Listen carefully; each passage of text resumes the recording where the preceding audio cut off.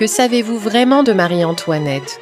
Son nom évoque la guillotine, le luxe démesuré et cette célèbre phrase qu'elle n'a jamais prononcée.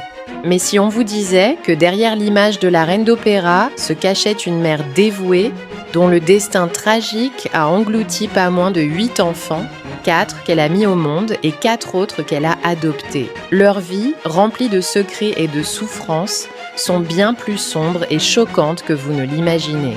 Des princes mourant dans l'oubli aux enfants abandonnés, leurs histoires sont le cœur brisé de la Révolution. Préparez-vous à découvrir une facette inédite de Marie-Antoinette, celle d'une mère dont le chemin fut pavé de peine et de mystère. Chaque vidéo nous demande énormément de temps et de travail pour vous offrir la meilleure qualité possible.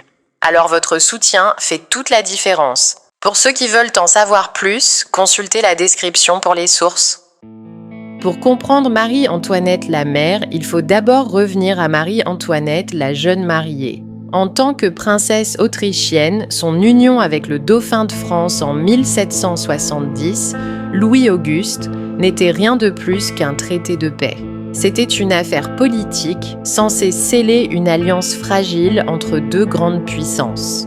La cour de Versailles, ce tourbillon de faste et d'intrigues, n'était pas un foyer chaleureux pour l'adolescente qu'elle était. La pression pour donner un héritier était immense. Mais pendant 7 longues années, le couple n'a eu aucun enfant. Les rumeurs d'impuissance de Louis XVI ont alimenté les moqueries à la cour et sapé la réputation de Marie-Antoinette. Cette période d'attente a créé en elle un désir maternel quasi obsessionnel. C'est dans ce contexte qu'elle a posé un geste qui allait choquer la cour, l'adoption. Un jour, alors qu'elle se promenait en calèche, la reine a manqué d'écraser un petit garçon de 5 ans. Son nom était François-Michel Gagne. Au lieu de s'agacer, elle a vu dans cet accident un signe du destin. Elle a serré l'enfant dans ses bras, a rencontré sa grand-mère et a immédiatement proposé de l'adopter. C'était un acte de compassion hors norme pour l'époque, mais aussi un moyen de combler le vide immense dans sa vie. Elle a promis de subvenir aux besoins de sa famille et a rebaptisé l'enfant Armand. Mais le conte de fées s'est vite effondré. Armand ne s'est jamais adapté à la vie de cour. Il détestait l'étiquette, se montrait capricieux et ne cessait de regretter sa famille biologique. Il a grandi avec un profond ressentiment. Quand la Révolution a éclaté, il s'est empressé de rejoindre les révolutionnaires pour s'opposer à la monarchie qu'il avait kidnappée. Il a été tué en 1792, la première tragédie d'une longue série. Finalement, après 8 ans d'attente, Marie-Antoinette a donné naissance à son premier enfant biologique, une fille nommée Marie-Thérèse. Le soulagement de la reine était palpable. On raconte qu'elle a dit « Un fils aurait appartenu à l'État, mais vous m'appartiendrez. » Cette phrase montre à quel point elle voulait une relation de mère-fille authentique. Marie-Antoinette a élevé sa fille avec une approche moderne, loin du protocole rigide de la cour. Elle encourageait Marie-Thérèse à donner ses jouets aux enfants pauvres et l'invitait à manger avec des enfants de rangs sociaux inférieurs, un geste qui aurait été impensable pour la plupart des reines. Mais leur bonheur était fragile. Après la prise de la Bastille et la fuite ratée de la famille royale, Marie-Thérèse a vu sa vie basculer dans le chaos. Elle a été emprisonnée avec sa famille à la tour du Temple. À seulement 10 ans, elle a été témoin de la séparation et de l'exécution de son père. Elle a vu son jeune frère, le nouveau dauphin, lui être arraché, puis sa mère. Elle a été la seule de sa famille immédiate à survivre, vivant pendant 1 an et demi dans une solitude totale sans savoir que sa mère et sa tante avaient été guillotinées. Après avoir été libérée, elle s'est exilée, mariée et est revenue en France. Mais elle ne s'est jamais vraiment libérée de son passé. Elle a vécu avec le poids de ses souvenirs et les rumeurs persistantes, notamment celle selon laquelle elle aurait été une imposture échangée en secret avec une autre fille. La deuxième tragédie a été la mort du premier dauphin, Louis-Joseph. Né le 22 octobre 1781, il a été accueilli avec une joie immense, car il était l'héritier tant attendu. Mais il avait une santé fragile. À seulement 3 ans, il a souffert d'une série de fièvres et sa santé a continué de décliner. Les médecins de l'époque ne comprenaient pas ce qui lui arrivait. Nous savons aujourd'hui qu'il souffrait de la tuberculose vertébrale, une maladie incurable à l'époque. Louis-Joseph est mort à l'âge de 7 ans, quelques semaines seulement avant la prise de la Bastille. Sa mort a dévasté la famille royale et fut considérée comme un mauvais présage pour l'avenir de la monarchie. Sa mort a fait de son jeune frère, Louis-Charles, le nouveau dauphin. Son destin est le plus sombre et le plus mystérieux de tous. Louis-Charles, né le 27 mars 1785, a été l'objet de rumeurs ignobles.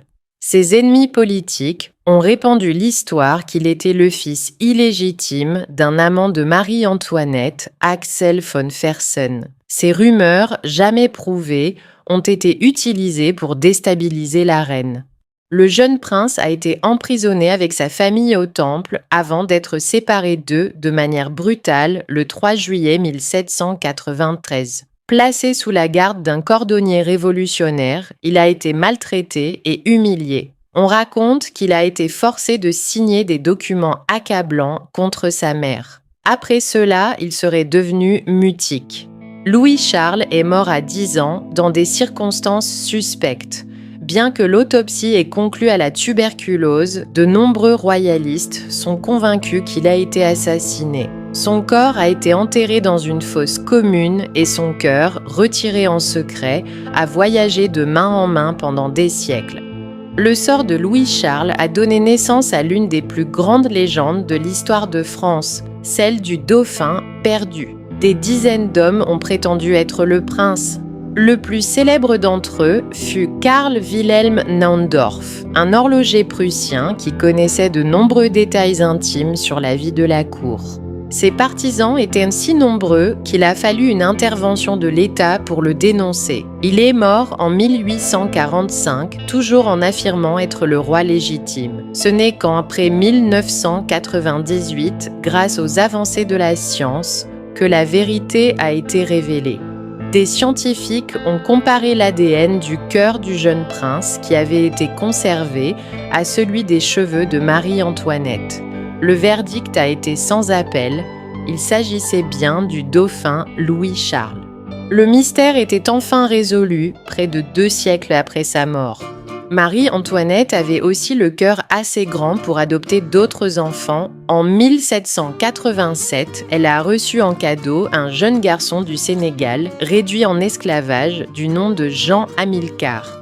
La reine l'a immédiatement affranchi, l'a fait baptiser et l'a adopté. Elle a même payé pour son éducation. Mais une fois emprisonnée, elle n'a plus pu assumer les frais et Jean a été expulsé. On a longtemps cru qu'il était mort de faim dans la rue, mais de récentes recherches ont montré qu'il a été recueilli par un tuteur. Il est mort à l'âge de 15 ans. Son destin illustre la fragilité des vies dans une France en pleine tourmente. Une autre enfant a vécu dans l'ombre du palais, Marie-Philippine Lambriquet, surnommée Ernestine. Née en 1778, elle a été choisie pour être la compagne de jeu de Marie-Thérèse, sa fille biologique. Les 2 filles étaient si proches qu'on les habillait de la même manière. Il y a même eu des rumeurs selon lesquelles Ernestine était la fille illégitime de Louis XVI, car elle ressemblait beaucoup à Marie-Thérèse. Marie-Antoinette l'a adoptée en 1788, lui donnant le même statut que ses propres enfants en privé. Elle a survécu à la Révolution en se cachant. Son père biologique a été exécuté, mais elle a réussi à se marier et à vivre une vie simple sous un nom d'emprunt et est morte à l'âge de 35 ans. C'était l'une des rares à avoir connu un semblant de paix. Le dernier enfant adopté est Zoé, née en 1787. Elle fut choisie pour être la compagne de jeu du jeune Louis-Charles. Marie-Antoinette l'a adoptée ainsi que ses 2 sœurs aînées.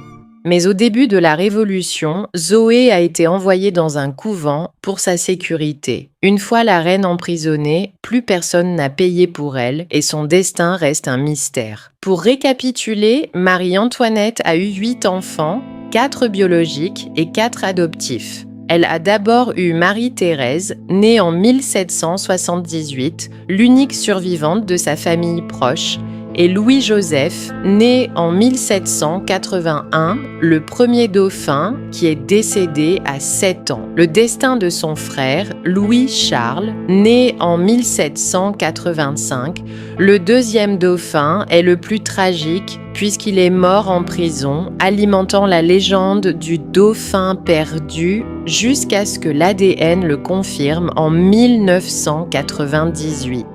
La reine a également adopté plusieurs enfants pour combler son vide maternel. Armand, adopté en 1776, qui a fini par se retourner contre la monarchie. Jean Hamilcar, adopté en 1787, dont on a perdu la trace. Ernestine, adoptée en 1788, qui a survécu à la Révolution en se cachant, et Zoé, adoptée en 1787, dont le destin reste un mystère. À ne pas oublier Sophie-Hélène Béatrice, née en 1786, le dernier enfant de la reine, qui est malheureusement morte à seulement 11 mois,